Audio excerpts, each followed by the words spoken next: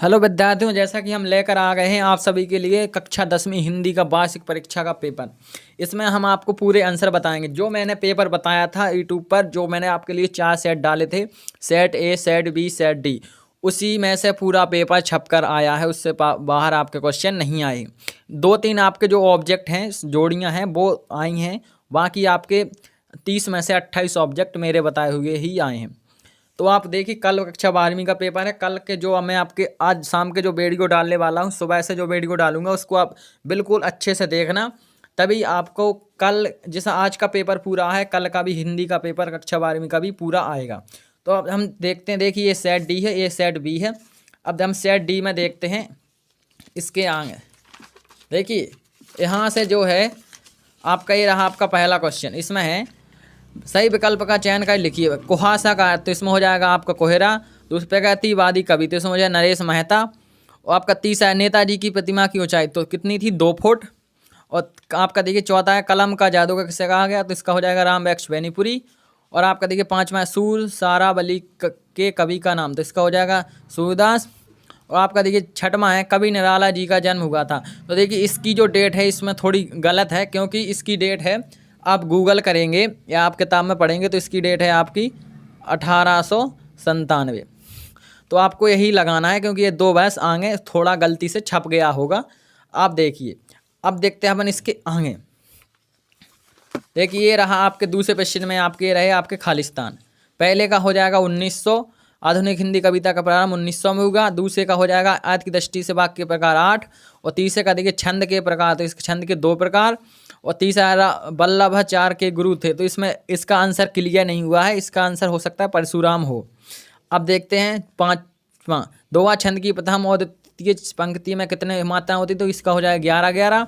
और रस के अंग हैं, तो रस के अंग कितने हैं, इसके आंसर हो जाएगा आपका ये वाला 4। अब देखते हैं आपके तीसरे में सही जोड़ियाँ। देखिए, 2 ऊपर की जो सही जोड़ियाँ हैं, इसके आंसर हमें अभी क्लियर नहीं होंगे। क्लियर हो जाएंगे तो हम आपको कमेंट बॉक्स में बता देंगे।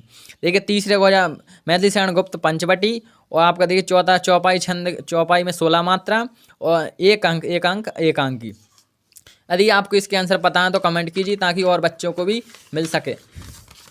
अब देखते हैं इसके आगे। देखिए, एक वाक्य में उत्तर दीजिए। देख, पहले का आंसर है अट नहीं रही कविता किस बात को प्रकटती है, फागुन माह के सौंदर्य को।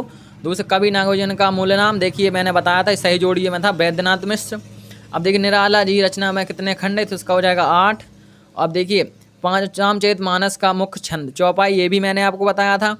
5वां विनय पत्रिका की रचना किस भाषा में की, ये भी मैंने आपको बताया था। सेट बी में देखिए ब्रजभाषा। अब देखते हैं 6वां कमायनी किसकी रचना, जयशंकर प्रसाद, ये भी मैंने आपको बताया था।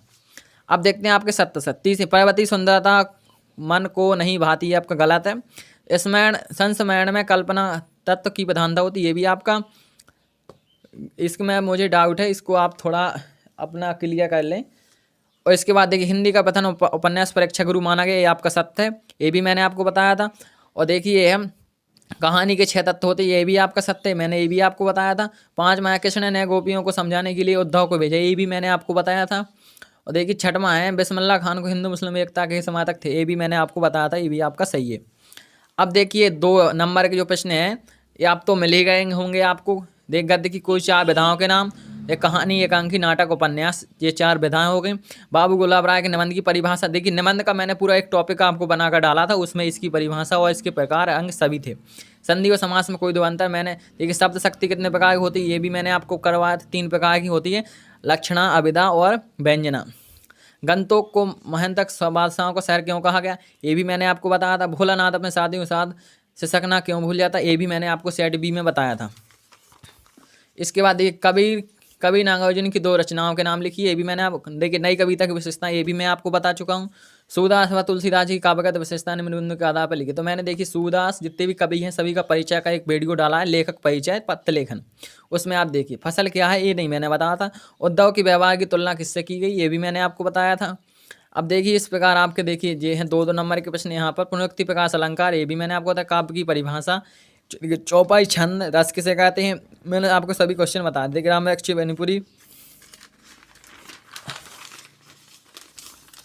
अब इसके बाद देखते हैं भगत की पुत्र बधु ने अकेला क्यों नहीं छोड़ना चाहती, ये भी मैंने आपको बताया था। देखिए नाटक एकांकी में 2 अंतर लिखी, ये भी मैंने आपको बताया था। लेखिका मन्नू भंडारी के अतिरिक्त किन 2 व्यक्तित्वों को प्रभाव पड़ा। देखिए बिस्मिल्लाह खान को शहनाई का मंगल ध्वनि का नायक क्यों कहा, ये भी मैंने आपको बताया था।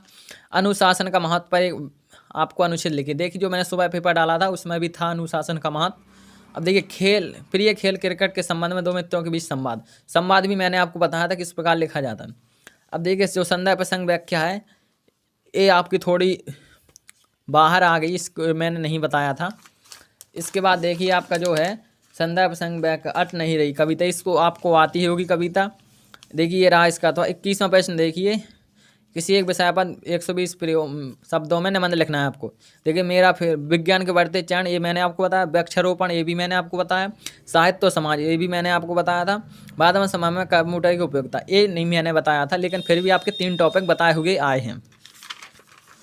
अब देखते हैं, देखिए ये रहा आपका आखिरी पेज। देखिए अपने जिले के ज्यादा हो परीक्षा काल में हो रहे ध्वनि विस्तार केंद्रों पर रोक लगाने हेतु आवेदन ये भी मैंने आपको बताया था। अब देखिए है अपने प्रिय मित्र के अपने भाई की शादी में सम्मिलित होने के लिए पत्र लिखिए। पत्र भी मैंने आपको बताया था, वो बताया था पत्र लेखन एक टॉपिक है, मेरे इसी चैनल पर वीडियो डला है, उसमें पूरा आपको आंसर मिल जाए किस प्रकार आपको लिखना है, किस तरीके से लिखना है। अब देखिए आपका ये 23वां निम्नलिखित अपठित गद्यांश अथवा काव्यांश को पढ़कर नीचे दिए गए प्रश्नों के उत्तर लिखिए। तो ये आपको इसके आंसर इसी में मिल जाएंगे। अब देखते हैं हम इसके आगे। वीरों का कैसा हो पसंद, इसके लेखक हैं आपकी सुमंद्र कुमारी चौहान। उपध्यांश का शीर्षक लिखिए। उसके बाद बार बार कौन गरजता है, तो हिमालय। और इसके बाद पे काव्यांश का भावार्थ लिखिए। देखिए ये रहे आपके बिल्कुल 22-23 प्रश्न कंप्लीट, जो मैंने आपको 4 सेटों में वीडियो में बताए थे वही आपके आए हैं। देखिए ये सेट डी का है और देखिए ये बी है, एक ही है, सेट बदले नहीं है। तो आप जो मैंने क्वेश्चन इंपोर्टेंट आपको बताए हैं और जो भी मैं आपको पेपर डाल रहा हूँ उन्हीं के अंदर से आपका पेपर बनेगा। मैं आपको बताऊँ रियल पेपर आप कोई नहीं देगा आपको, सिर्फ मैं आपको वही सेट डालूंगा। 4 सेट से आपका पूरा पेपर बनेगा बोर्ड एग्जाम का। तो आप इन 4 सेटों को जो मैं डालूंगा वही आप तैयार कर लें, वही से आपके क्वेश्चन बनेंगे। और जो इंपोर्टेंट क्वेश्चन मैं पहले डाल चुका हूँ उनका रिवीजन करते रहें, वह भी आपके पूछे जाएंगे, उन्हीं की से ये सेट बनाए, उन्हीं सेटों से आपका पेपर बनेगा। तो आप अपनी तैयारी रखें तैयार, और कल आपके लिए ऑल द बेस्ट।